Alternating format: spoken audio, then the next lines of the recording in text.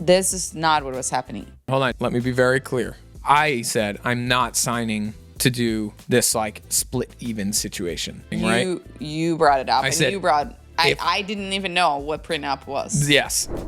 If tomorrow they say that like, yeah, we're doing everything together, like, no, I think it'd be smart for us to just keep everything as it is. Remember I said that? It's kind of this like, who's got the bigger dick thing, you know, the money version. I don't want to talk about it because I don't want to be seen as, you know, I have too much money, or I don't have enough money, or I'm, you know, weaker than this guy because he's succeeding in finances and I'm not. I had no understanding of that. You can imagine how spicy this got that day. Yeah, that got very spicy. What's up, everybody? Nick Pags here, and we're really excited for this episode because we're talking about finances, which is a juicy, intense topic that I think a lot of couples struggle with, and we definitely did in our relationship throughout, and we had a lot of tough conversations. We had a lot of unique ways, I think, about handling finances. We talk about from day one when we took Bea on her first date all the way through until today, and how we handle our finances, what we think is the best play for us. So hopefully you're able to take something from it. We really appreciate you being here, and we look forward to diving into the topic of finances with you guys today. Hey, I'm Nick. And I'm Bea. We don't have all the answers, but we're definitely in it. And if you're ready to lead your family by being more of yourself, not less, then you're in the right place. We are so grateful to be in this with you. This is Dad Easy. Let's get into it. What's up, everybody? We are back, and my wife got more delicious than last time. I don't know how it happened, but she did it. More pregnant, more delicious somehow. And we're talking about a really delicious topic, a juicy one, a very, what's the word? Confrontational one? Yeah, very, what's the word? Confrontational, I just said it. No, I have another word for it. Money, money, money, money, money. Polemic. Polemic? Is that a word? We're doing a polemic episode. It's not an English word, but whatever word it is, we're doing a polemic episode for you guys today. I have no idea what she's talking about. So. If someone who speaks Portuguese listens to this, great. So we're talking all things finance today. How should you do finances as a couple? I have no idea. We have no idea, but we're going to tell you how we did it, and we're going to tell you how we're doing it. And at what stages of the relationship money was discussed for us, and the financial roles that were established, what's worked, what hasn't worked. And I think that this is a very nuanced conversation. It's completely dependent on the people, their jobs, their income, where they come from, their backgrounds. There's no one way to do this thing. Definitely. And because of that, we have no opinions or thoughts about how. Oh, I have lots of opinions. Sorry, we have all opinions. But what I think is important to understand is we are not financial advisors. What we are saying is not the right way. It's not the wrong way. It's just one way. And I think sharing your experience can be really powerful and give some insight to other people who maybe don't know how to, could be helpful. But I think that's a great conversation, because I remember when my friends started to get married after us, they always had these conversations with me, like, what did you guys do? Like, how did you guys manage that? Really? So I had this conversation with Danny, Jesse, like all my friends who started to get married after me. We love Danny and Jesse. I don't know if I ever had a friend reach out and ask me, how are you doing? It's so interesting. I feel like guys, like in my head, guys are ones that talk about that more. Mm-hmm. And maybe it's just because I'm not like that's not my background, talking finances with friends and whatnot. Like it's not my job. Mm-hmm. So. Do you think guys are more secure when it comes to money like this than girls? What do you mean? I mean, what's driving me to think that, it's like, I absolutely see like girlfriends talking about that. Yeah. And.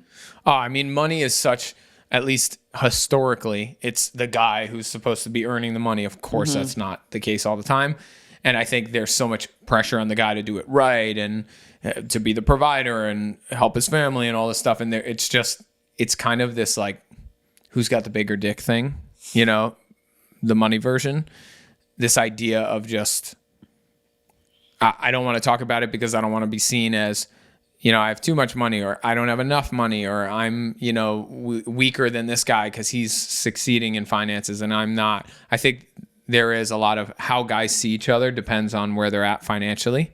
So, and culturally also there's such a secrecy when it comes to money, like at least in Brazil, or the way that I was raised and how money is like the company that I used to work, like no one's sharing how much you're making at your position at home. I never knew, like my mom always hid it from us how much she's making or my dad is making, or, it's crazy. This is also a cool part of this that I didn't even think about before this is the cultural aspect. You come from Brazil and you were raised in Brazil, and probably the way money was discussed and handled there has a lot of differences, maybe some similarities with how we do it here in the US. So this will also be interesting for that. I mean, I think one of the things that was very clear to me from the start is just, as the way I felt about you and our relationship, I wanted our relationship to be very communicative and open.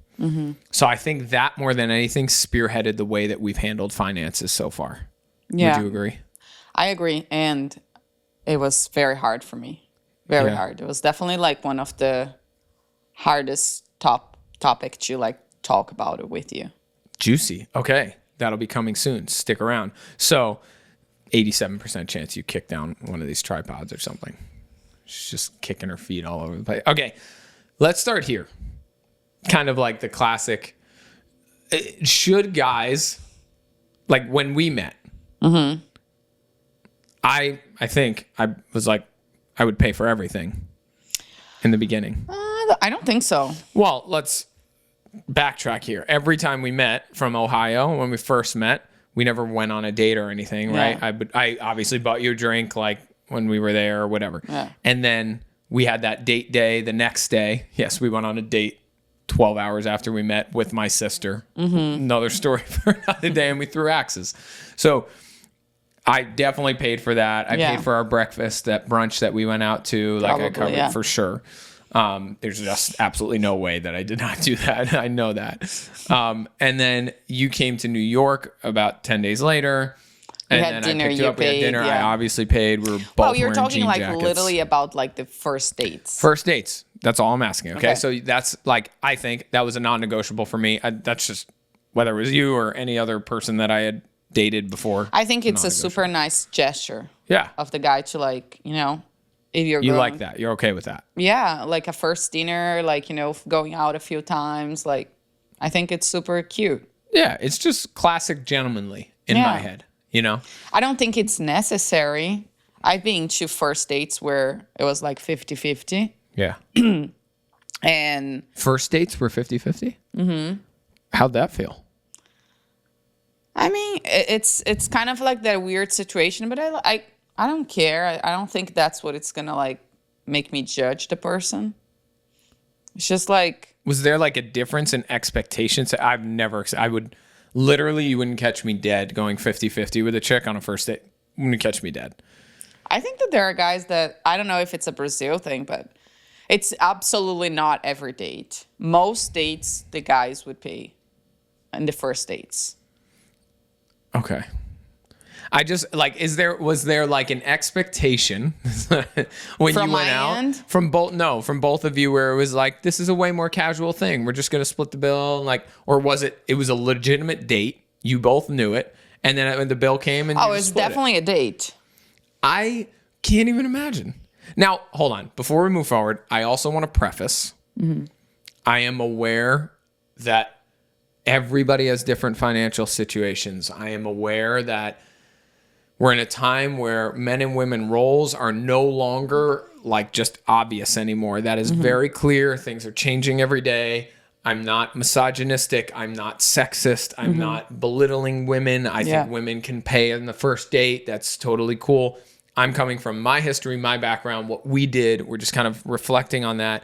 And I understand that we're also coming from a scenario where we were both very privileged to be able to take someone on a date and afford dinner for somebody. So I just want to put all that out there so we don't sound like a bunch of assholes not caring about other financial situations. We're just going off of our experience. Cool. Yeah. laws laid. Great. So I think that's crazy that a guy would even allow that. But that's my upbringing. That's It's definitely not the regular, the normal, the common. Like it's definitely like a kind of like a weird situation. Like I don't see many people doing that. And I remember having conversations with friends about like, did he pay, or like, like situations like that. Yeah. Because it's a nice gesture. It's just like cute. And it's showing that like he cares. And for me, at least my perspective is like showing that he's like, I don't know, just like taking charge and going and doing, it's a nice gesture in my opinion. I also am realizing that I've never been on a date. I've never taken a girl on a date who I didn't meet somewhere prior. Like I've never gone on like an app dating situation. I've never taken someone on a date that was like a blind setup date. I've never taken someone on a date where I didn't know them and it was like, hey, this person connected us. Can I take you out to coffee? I've only ever taken someone on a date who I previously... Not even on Instagram? Like you met someone through Instagram, you're chatting, and then you're like, oh, let's go out or something like that? No way. Nope. I would have previously met that person in some scenario. We were at an event where we met up and like we communicated in person at some point together before you that. never had a situation where you were in an event and then there was a lot of people, you didn't meet that person, but that person was in an event and then she saw you, like someone share a story, and then you guys start to like, liking photos and then sending message and then going on a date. I honestly don't think so. Wow. I think the only time I ever like invited someone to go on a date, and I never did like, let's go out for coffee. Like it was, we're either going on a date or we're not. Like I'm taking you to a nice dinner. I'm going to wine and dine you. I'm going to show you like, if we're going to try this thing. What? Yeah, I'm going to wine and dine you, and I'm going to make an excellent first impression. That type of, like you already have met me before. So I go in, I think that's the other piece is like, if you're just kind of meeting somebody, I could see how we're both going into this curious. And if it ended up just like not being a vibe, I could see how a guy's like, I don't want to pay for this. Like, not saying it's on you now, but like, I'll go halvesies. Like this clearly wasn't like something fun, but I would never, even then, I think I would be like, no, absolutely. Like, the gentlemanly thing to do, even if I will never talk to you again after this, is to front the bill. And like that kind of sucks because if you're dating, every time you go out, you're spending, depends where you are. In New York, you're like $120 accidentally, for two people. So, okay. So that's how we did it in the beginning. But what got really interesting was that every time we'd be together after that, it would be a flying to each other situation. Yeah. So I was in Brazil or you were in New York. So it wasn't like a let's go out to dinner. It was like we're together every day for every meal for 2 weeks. And that's weird because me covering your costs for 2 weeks of everything and being gentlemanly becomes a $2,000 experience. Not Easy. in Brazil, in the U.S. Right. Yeah. In the U.S., in New York, like 2 nights. Jeez Louise. How did we do that? I think we were like sharing a few things, and a few things you were paying. I don't think it was like a totally 50% thing. I think it was kind of like casual. Like if we felt like paying, you would pay. If we felt like sharing, we would share. If it was like something small, especially if we're in the U.S. I think in Brazil, I would sometimes like pay a few things because it was like your home base. And yeah, and then when it goes to dollar, it's just an absurd conversion. That's the other part, right? So for those who don't know, like if Bia was spending, if I was spending $1 here, it would, or in a US dollar in Brazil, it would be like it was $5 at the time when we were dating. 5 times less. It would 5x my income and 5 minus her 5 times negative her income. So she would spend essentially $10. I mean, I'm being generous, so you can even find a $10 burger in New York anymore. But she would spend a $10 burger. It would be like she was spending $50 on her burger. Yeah. So I knew that too. I was also in a really good financial position when we met, and I was like, I didn't give a crap. I just wanted to make you feel good. And then we have the phase where we kind of like start living together, and that was a very tough phase for me because I had just quit my job. I was not really making money, and I was making in reais and spending in dollars because like we moved to New York. I kind of like moved to New York with you. And that was the time that I was like, shit, I have to figure out. And that time, I think you took front much more. Like, I think you were paying for much more things than I was. Yeah.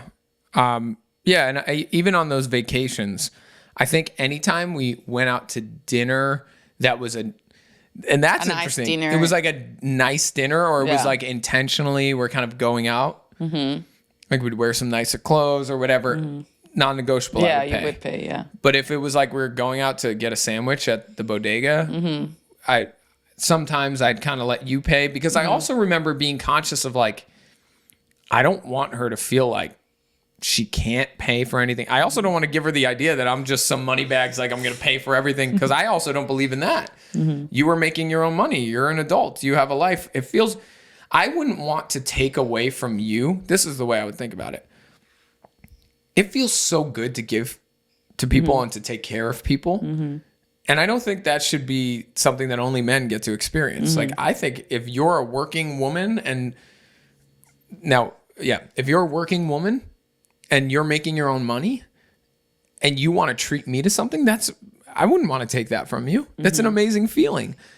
Now, if you're like, come from a background like my parents, where my mom and dad had made a decision that my mom wasn't going to work to be home.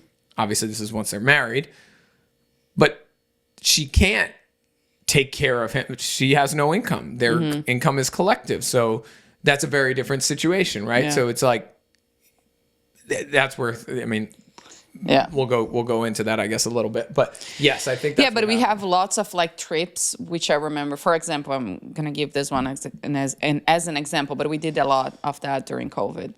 We went to Sedona. You paid for everything, and then I paid you. So like then we did 50-50. So we would do things like that. You were kind of like paying, and then I would give you like half. that was maybe our first dose of really discussing finances lightly. I was very stressed at that time as well with money. Yeah, you were like nervous about money, and I was totally the opposite. I was like, whatever, responsibly, but like I didn't care. And my money mindset at that time was like super, really like just thriving. I was in like, doesn't matter if we feel good spending it, let's spend it. And I think that there was a very clear, like, that was kind of the first phase of it. Was I would cover things because it's just easier to spend on my credit card, and you didn't have a credit card, and you were getting foreign transaction fees, and I was just like, listen, at the end of this week, like if we spend $2,000, then we'll talk about it, and you give me 500 or give me 1,000 or whatever. And I don't think it was always 50-50. I think that I definitely remember times where like trips like that where I know we spent quite a lot, and then I would just be like, well, this lunch and this lunch, give me like $300 when really we spent like 1,500 or 2,000, and that was fine because I also was aware of this conversion rate thing, and that's just simply not fair being here, during that time. And, like in our case was the conversion, but sometimes it's like, it's the same conversion, but one person in the relationship is making way more money than the other. Yeah.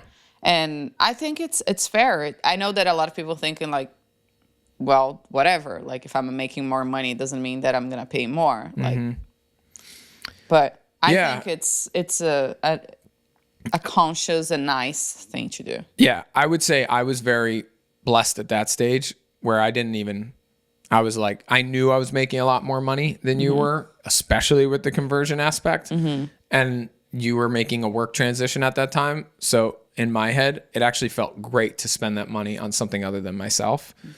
So whenever I could, I'd just kind of cover costs. Then we made the transition into like actually living together and paying for groceries together and not having a rent yet per se. Oh yeah. But that was nice. Yeah, that was cool.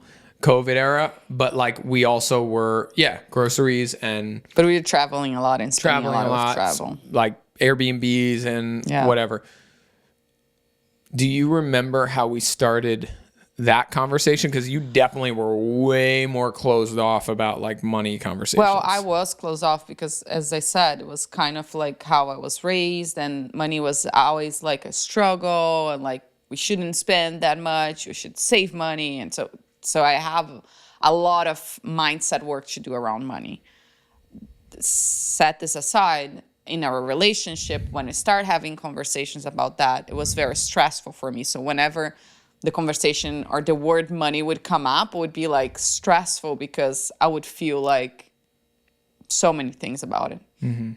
And then when we made the transition to like kind of like really have a financial life together was when we decided to get married. I think that was when we really start talking about it. Because we were like, okay, we are getting married. What's the plan here?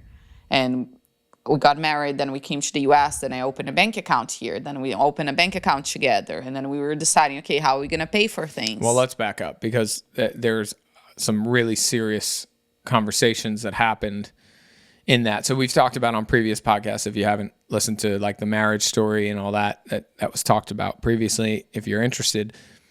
But what was interesting about the money aspect of it is obviously when you get married, you have to make a decision about prenuptial agreements or not. Oh, yeah, that's true. And, you know, what happens with money going forward. And we had quite a lot of conversations at that point. Mm-hmm. I remember, if I can share, like, I was running money mindset courses at the time. Mm-hmm. So as like a mindset coach, one of the things that I helped people with was mindset around money. And Bia was struggling a lot with that. And at one point, I think a big crack open in our relationship around money was she asked me to help her with her money mindset. She was realizing, right? You were mm-hmm. realizing that you were struggling with that. And I said, pack your bags for an overnight and we're going to leave tomorrow morning or whatever it was. We might have left that day, actually. I don't remember. No, it was a few days later. But yeah, we were in New York and then we packed the stuff and we spent 2 days on. So I surprised her with this whole kind of journey and we did a 2-day money mindset deep dive. Mm-hmm. That was really powerful. Yeah. Because whatever, I won't go into like my method with that. But on the drive there, it started. And I just started asking you questions about money and the way you think about money and where that came from. And you were triggered. Yeah. Triggered. Like it was like, whoa, this is going to be interesting. Yeah. But then after working through that, like I had a big shift. Huge shift. Yeah. And that was when my business kind of like took off a little bit. Yeah. Not a little bit, a lot. A lot bit. You like exploded within, by the way, like numbers wise, you were trying to hit 6 figures on your first year of business was your goal. I remember these numbers. And you had to make another 30 grand. You were at like 70,000. No, even less than that, I think. I think I was not even close to get to 6 figures. And it was like September or a little bit before September. It was like August and I was not even close. No, it was September. It was colder. We were wearing jackets. Yeah. And it might have been closer to October. Nonetheless, it was like towards the end of the year and you ended up like making 6 figures. Yeah. Yeah. Surpassing. It was kind of crazy. Yeah.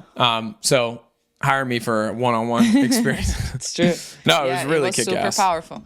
And that was the moment, I think was the first time that it was my first year of business. We were living here. We had just got married. So I think for me it was a big relief of like, okay, I can do that. Like it's working, like kind of type of thing. And then the prenup thing. But what I want to talk about that was that I'm not saying people should go on a money mindset, like one of you should coach each other.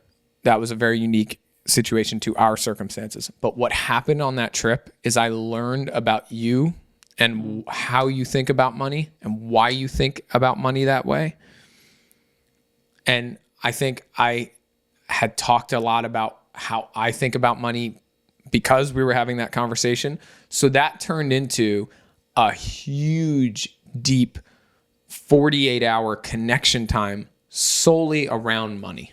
And one of the things that I do want to say that happened a lot in that is we would push, and then when trigger would hit, we'd back off. Mm-hmm. So I think it's really smart, and I think it's genius to have those conversations with your partner.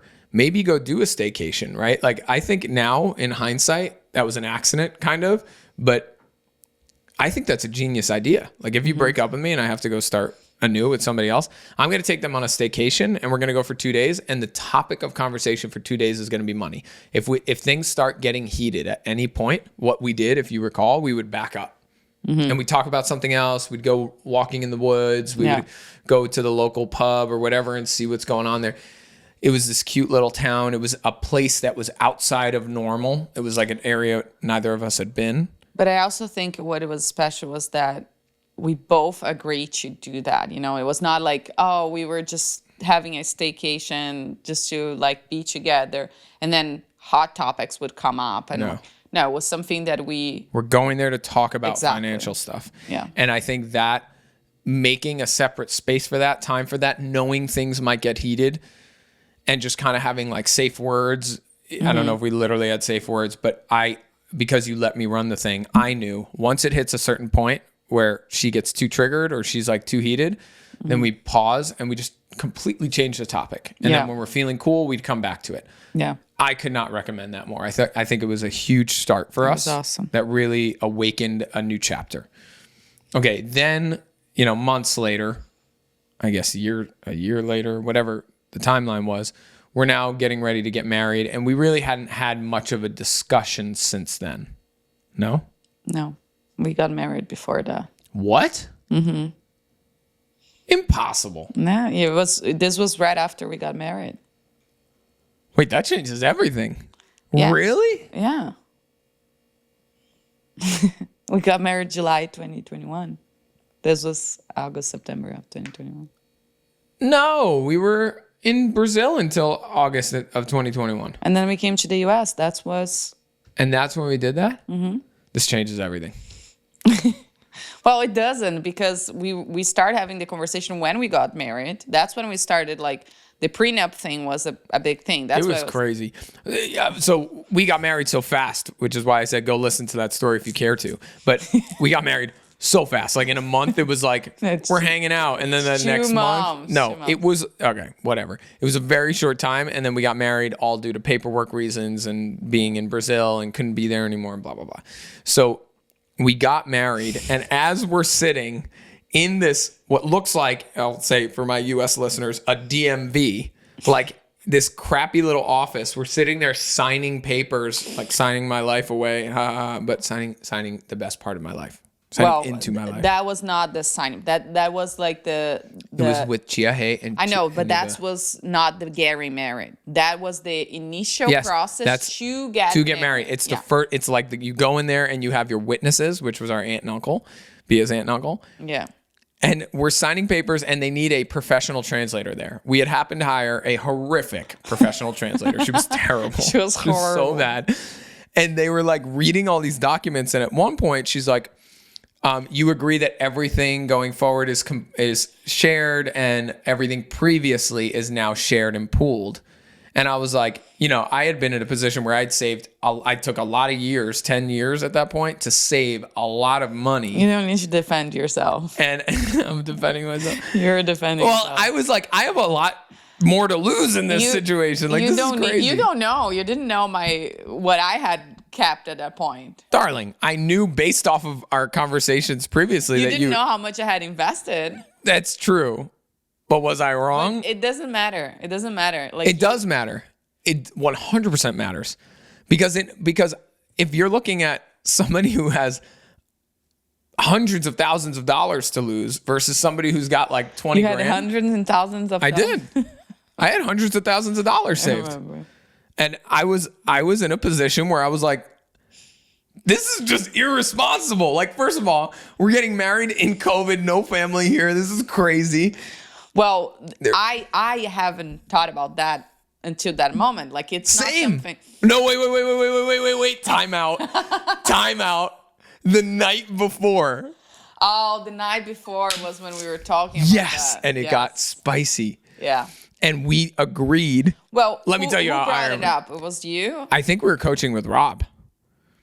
And we had somehow started talking about it. He left. And then I said, hey, by the way, like, the whole prenup thing, right? You brought it up. I said, I didn't even know what prenup was. Yes. And I was like, let me be very clear. If tomorrow they say that, like, Yeah. we're doing everything together. Like, no, I think it'd be smart for us to just keep everything as it is. Remember I said that? I said, let's keep everything separate as it is for now. And we can always come back when everything cools down. Because it wasn't like, again, we're getting married, but we're signing paperwork so that I don't get kicked out of the country. Like, that's what we were looking at in my head. And we were getting married, like, emotionally, but it also just happened so fast. And it felt like I remember saying this word for word. Did you ever have any? Hold on. I remember saying to you, there's so much emotional turbulence happening. Like, we're trying to figure this out. Let's not bring the money piece into it yet. Whatever we can do to just keep the money thing as it is, then we can reconvene and like change things once we settle down. And you agreed. Well, I kind of agree because I had no idea. I agree with the concept. I didn't know. Yes, you just agreed with what I said. I remember you and I being like, okay, great. Concept. I didn't know what prenup was. I didn't know how usually they recommend to do. I didn't know what it takes, like all of this. It was just like, I didn't know all the details. What? All I knew was I wanted things to stay as they were. Did you ever had this conversation with your parents before? Like, did you? No. You never talked with them before? No. I also don't think I talked to my parents. I talked to Chiahe. Also, I almost forgot to tell my parents we were getting married. Absolutely not. Don't even know. Don't say that. So not true. Don't make a joke because it's absolutely not true. Oh man, I was like, oh shoot, guys, I have a Zoom link. We're getting married. Well, they knew we were getting married. They knew. That's another story. Of course they knew. Of course. So the prenup thing. So we get there to sign the thing, and my aunt, who is going there with us, is a lawyer. Yeah, she's a lawyer, and both of them are pain lawyers. In the butt. Who I love. Everybody's got masks on. Yeah, because it's COVID area. So I'm trying to understand Portuguese, which I did not at the time. Everybody's got a mask on. Try that on for size. She pulled me aside and she explained, because I asked her, like, what is a prenup? Like, what is the deal with that or whatever? And she explained to me that I shouldn't do it because that's not how people do, especially when you're getting married, because then you have kids and if you're like not working, if you're at home, like all this thing. And now everything that she was saying made sense. Like, of course it does. You're getting married. It might come to a position where you don't work, you're at home, like you have kids. You have to take care of the kids. Nick's now working. He makes all the money. And then if you get divorced, Nick gets to take all the money he made and you don't make anything. Of course, that's the woman position, if that's the route you're going to go down. But that's why I explained the day before, let's handle this now. My aunt, who is a lawyer, is telling me to think better about that. And you can imagine how spicy this got that day. Yeah, that got very spicy. So I had no understanding of that. So it was kind of like, okay, let's do this. And then I was like, yeah, we can sign. But like inside, I was kind of like stressed about it. No, hold on. I said, I'm not signing to do this like split even situation. Like we're doing... This is not what was happening. When we were there signing, it was just entering the thing. The prenup thing is not even there. We don't sign anything there. Then we have to go in another place before we got married to do the prenup thing, which was a separate thing. And that's correct. We did the thing. But there, we were not signing that we were doing everything together. But if you don't do the prenup, implies that it's everything together. Right. So, but anyway. Right. So we had to make a decision there that day. We had to make a decision yes, I remember, and I don't remember the details because it was all in Portuguese, but I remember that it was very heated because this woman was like, your aunt was really pushing for like, no, like make sure everything's pulled together. She was pushing to me, not there in the signing thing. She was definitely pushing to you. I remember that. And then I remember being like, okay, first of all, I don't know how it works here. I can't read all this stuff. And the bottom line through all of this was that it came up very fast. It was something that wasn't communicated super clearly. Neither of us, like we weren't both educated on it. And we were trying to make a long-term decision in like a very short amount of time that we weren't ready to make. Mm-hmm. And I think once what it ignited was you felt that I didn't trust you. And that was the big issue. You were like, do you not trust me? Like if we sign, That was part of it, yeah. not part of it. That was 100% the conversation that we were having the next day. And it got very, like we got. But we had many conversations after that. Because Yeah, it was a really bad learning situation. curve for both of us. Yeah. I have never heard about prenup before. So it took a lot for me to learn, to understand what it takes and all of that. And what we end up doing was we did the prenup, and I told you, the moment that we start having kids, we're going to change that. Yeah. And I was like, now I understand. I understand why a prenup, and I understand why people don't do a prenup, because Right. there is a marriage, there are kids and things involved. And I agree. So my aunt's point, I think was valid. But at the way that we were doing at that moment, It's too much. it didn't make sense, because it was just the way that we were getting married and the too craziness. So in that case, And also, I would imagine that if we were in a different situation, meaning like it wasn't this rushed kind of crazy thing and we had time to talk about it and talk through it, I don't know if starting with a prenuptial situation and then at some point transitioning is safe, because once the thing is signed, that like there is that, you know, what's yours is yours and what's mine is mine, then it gets tricky, because I don't know how that works. Like down the road, we're whoops, you got pregnant. And then I could just be like, no, I'm not changing the prenup. And you're like, what? What the hell? Like we agreed, but we just verbally agreed. So like, I know it's a trust thing. yeah, money makes things very interesting. Is that what you're doing? No, of course not. No, I'm just saying, like my dad would always say this to me, and this is like a story that is kind of locked in my head and I'm conscious of. He says, money changes people. Whether you like it or not, money changes people. And I had a conversation today. We were talking about, maybe there's another podcast topic, about vaccines for babies. And I was talking with a friend about it today on the phone. And we were talking about, and we'll charge people up. Why not? Like the guy, I forget his name. I'm going to sound super uneducated because we talked about this today and I don't remember the guy's name, but the dude who was advocating for people to be taking COVID vaccines big time in the US. I forget his freaking name. I don't know. Again, don't know all the exact details, but what's clear is that he was being paid by the companies who were providing the vaccines. And he's the one who's making the recommendations for people to take the vaccine. It's a conflict of interest, is my point, right? How can I trust that guy? And I'm not even mad at him. Like if he's getting paid millions of dollars, if vaccines end up getting sold and utilized, then I can't expect this poor man to stand on a stage and be like, you know, these are super, like he can't be neutral. He can't be neutral because he's got too much skin in the game. He's getting such, and that's how our US system works. It's a lot of brokenness, but, and not to get political, just bringing it back to this situation, I think to put yourself in a position where you have to make decisions where money is involved in a big way, like while the money is happening, that gets very difficult and it changes people's decision making and it makes people feel scarcity and it makes people go into survival mode, and we don't make our best decisions and our most creative decisions in survival mode.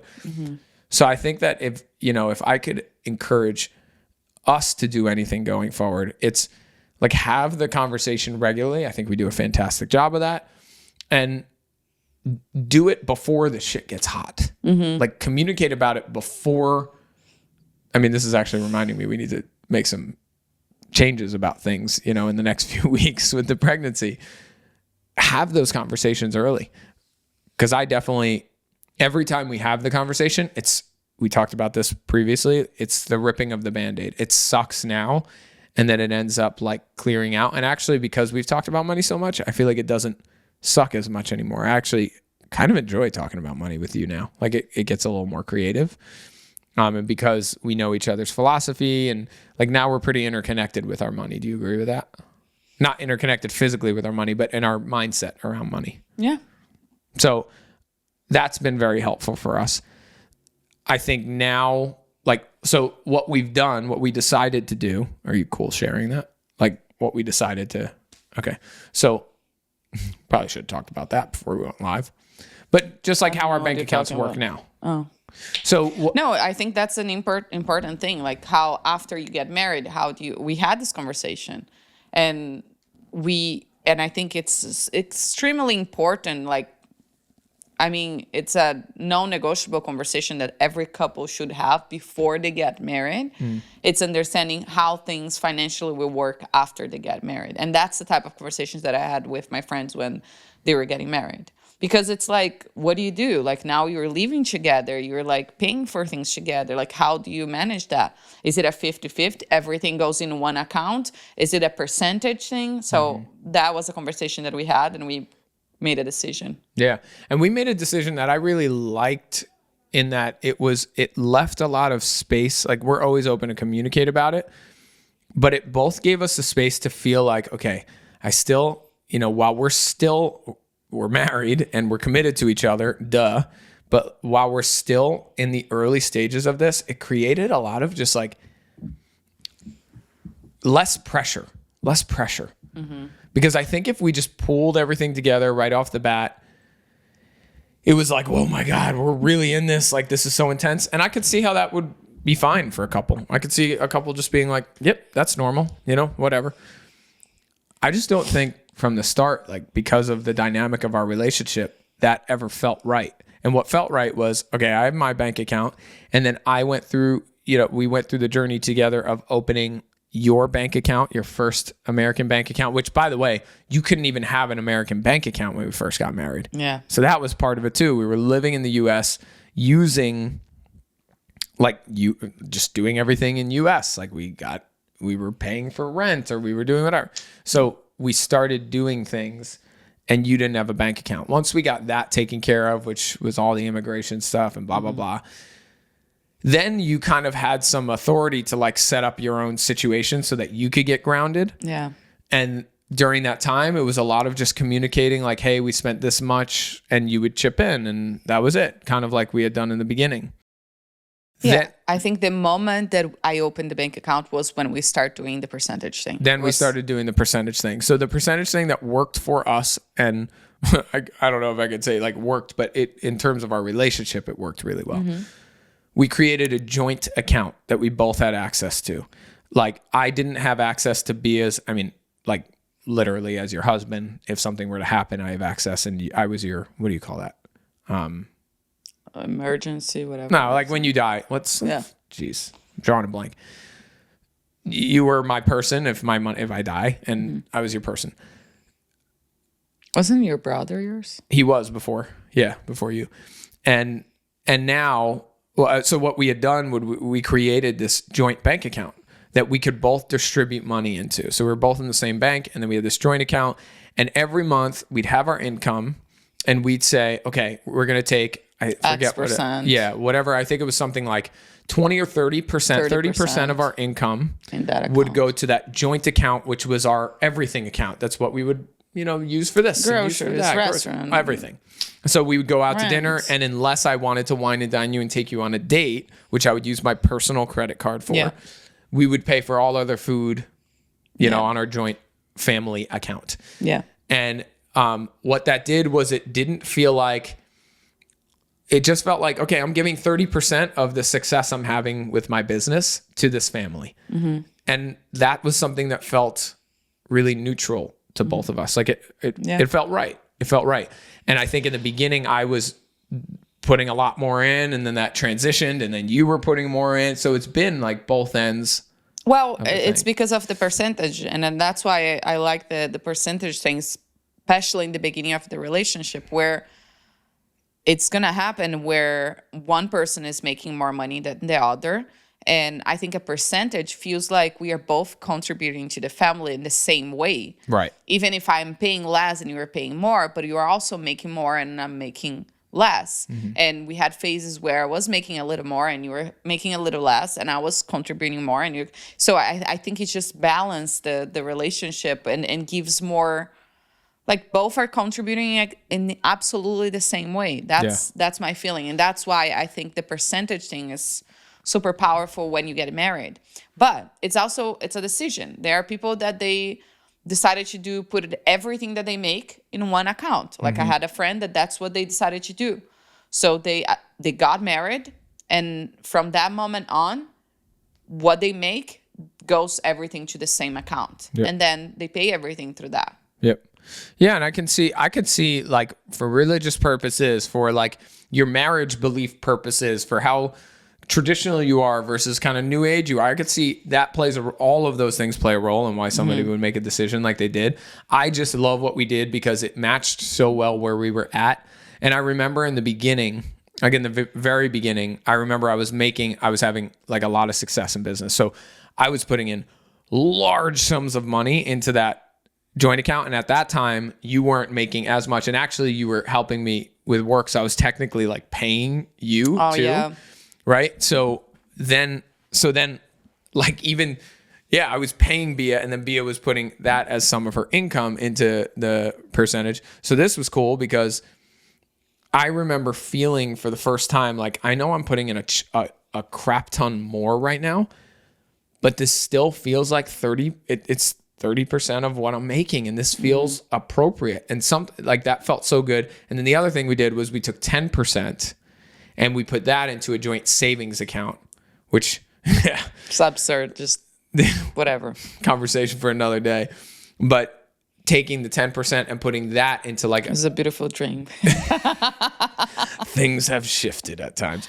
Nonetheless, it was like this, now we have kind of this vision for our family, and we're going to keep putting that away. So it was really cool to do that journey together.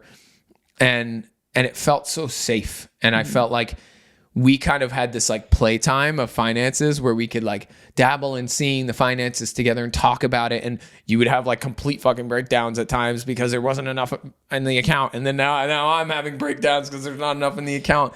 And we would see like how we show up with money when it's together, while also feeling safe to have our own stuff. And now, like, and I can say this now as we're stepping into this new chapter with a kid, and we're like, just locked in, whether we like it or not, for life, whether we choose to get divorced or not at any point, God forbid, if that ends up being the right thing for us. I so feel confident, like having a new discussion about joining finances, because I know how you show up in joint finances. I trust you to not just be like swiping away on credit cards. I don't care, whatever, I'm going to do what I want. Like, we have an immense amount of respect for how we earn and what we've done. And then we went on the investment journey, and we hired David, our financial advisor, who is excellent, and we really love him and feel safe with him. And he's taught us quite a bit, and he helped us start to invest in things. And that was really cool. Like, seeing that we could take the money that we built together, and now like Bia took some of her personal money. I took some of my personal money that we had saved or made previously before we met, and we put those into our own personal things and have that. And then we also now have this joint family stuff that's building. And that all of that just continued to build trust and connection and open conversation in our whole financial world. And I think that was an amazing route to go. And I actually really enjoyed doing that with you. Like, it was fun. Same. Yeah. And I feel like I'm much better, in a much better mindset right now related to money. Like, I can't even imagine having this conversation, especially on a podcast years ago. God. Imagine, like, she'd be like, you do not put this anywhere. Like, no way. No shot. So I feel much more comfortable. Like, I don't feel like the resistance, the stress. Like, I'm in such a better place. Yeah. Yeah. And I think, in general, I think the takeaway for me is just the more that we can communicate and be open about it, the more the right answer of how to do your financial thing with your partner is going to come up. I have friends who they're making money out the ass. Their partner is like working a $40,000 job, $40K a year job. And it would make no sense to do something like that. And, or actually the percentage thing maybe still would make sense, and like getting everybody to kind of feel that out. And I think everybody's different. Yeah. But what I know is that the communication helps. Absolutely. Yeah. Lots of talks, and also like giving some time to process. I think for me it was important not only to talk about it, but especially around the prenup thing, we talk about it, then I need some time to process and then to research and to think and to talk about that with my friends and hear different perspectives and then go back to it and then talk again and then revisit. So I think like this, it's not like a one-time thing that you speak and then it's done and it's written in stone, it's like. Yeah, for sure. And maybe the biggest thing is how protective this conversation is. Like, I noticed that when you were in your stuff and when I'm in my stuff, the immediate response from both of us, I think less from me because I just haven't been in that situation as much as you were in the beginning, but you got so protective. Like, we get so protective and you're trying to protect yourself from your partner. Yeah. And I remember that. Go ahead. Well, one of the reasons is because I grew up listening my mom telling the story of my grandma and my grandfather, how my grandfather like disappeared with my grandma's money. So it's like, there is a reason for that. It's not that I was just protective because I didn't trust you. It's just because a lot of stories were attached to that, and having like a history with that in my lineage, it's just like something that lives there, but has nothing to do with like being protective of you. And I think you're going to do something, Yeah. Yeah. But also as your partner, it felt like you were trying to protect yourself from me. Like I was going to do something wrong and there wasn't trust, or vice versa. Right. There were times when I was trying to protect myself from you. Yeah. And I think what's really important there is to recognize that when people are trying to survive, when they're trying to protect themselves, it's because they feel like they're going into fight or flight mode. And I think as we gave each other space, I think if you're the one protecting, it's really important to slow down and just notice, like, I'm trying to protect myself from my teammate right now. Like, what am I doing?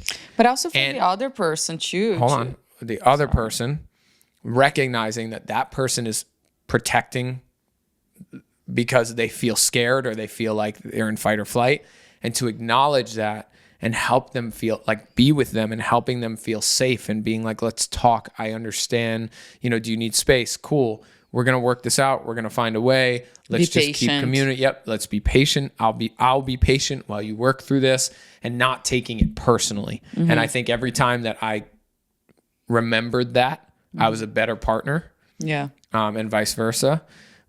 But it's hard because it's like you're saying stuff, you're making comments about trust, and you're making and it's like, whoa. But also you're speaking from not like a essence, like true version of you. You're speaking from lots of conditions, lots of old associations, lots of traumas, lots of stories and how you grow up, things. So it's like, sometimes it's not even, and I don't remember if I made comments that hurt you on that. If I did, I'm sorry, but it was not just me talking. It was like all these things that I had, and the stress and the nervousness and all of this that I had around money. So, and honestly, what started happening was I started getting super grateful because I was seeing pieces of you that you normally wouldn't allow me into at that time. Like, they were the darker things, the deeper things.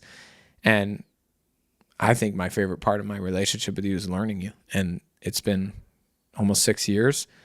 And it's still my favorite thing. Like, we have cards where, like, in our house where they're like deeper questions, and I love pulling cards with you and answering those deeper questions and learning things about you still today that I'm like, what? Really? Like, tell me more about that. And it keeps our relationship young and alive and healthy and beautiful. And when we don't do that, it feels very stale, and it feels very like, oh God, so I think I love when those challenging moments come up, because it's bringing something up that you normally wouldn't show me. And it just made me so grateful. And that mindset really works and worked for me a lot, because I was just like, sweet, deeper understanding of who this woman is, because I want to love the ugly too, And when I do love the ugly, man, it makes all of like my love for you just expands even deeper and further. So I look at these things when I'm at my best self and I'm like connected to myself. I look at these things as an incredible opportunity, an incredible chance for growth and expansion and connection together. And it's really served that way for us. So I'm super grateful for money. I love money because it brings up harder conversations that money usually or other things don't. So I'm very grateful for it. Same. Well, that's our money story. Now let's go spend some money on dinner. We got a date night tonight. Yes. We're going to go have a date night. Guys, thank you so much. That's part of our date night. That is part. This is, I mean, honestly, this has been one of my favorite things to do. Yeah. For this reason, I just feel like we go deeper than our regular day-to-day conversation. It makes it, I don't know. I love learning about you. I love hearing your perspective. Same. It's just amazing. All right. Well, we'll see you guys next time. Thanks for joining us on some money conversation. And, we're so grateful. If anything you learned from this or resonated with, please share this with somebody that you think might resonate with it, or you feel like they might get something really juicy from it. We'd love to continue to pass on our story and help other people live really awesome, loving lives and relationships. Thanks for watching, and we'll see you guys next time. Thank you.